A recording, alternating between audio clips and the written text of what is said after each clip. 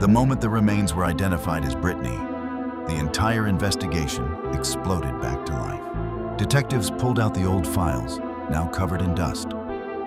Every name, every interview, every phone record was re-examined. But this time, they looked at the case differently. Not as a disappearance, but as a murder. One detail suddenly stood out. Two former co-workers had been questioned briefly years earlier. Both claimed they barely knew Brittany. Both said they went straight home the night she vanished, and both owned gray sedans. Police brought the first man in for questioning, calm, cooperative, almost rehearsed. He repeated the same story from years ago. Nothing new, no cracks. Then they questioned the second man. At first, he acted relaxed, joking even. But when detectives casually mentioned the farmhouse near the creek, his smile froze. His fingers started tapping the table.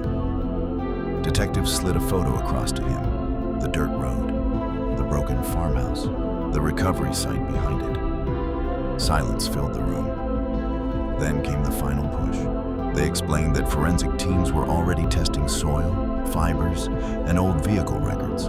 They mentioned phone tower data placing a gray sedan in that rural area the night Brittany disappeared. The tapping stopped. The man leaned back, covered his face, and whispered, "It wasn't supposed to happen." For 2 hours, the story poured out. He admitted they'd been drinking after work. Brittany accepted a ride. An argument started. Panic followed. One violent moment changed everything.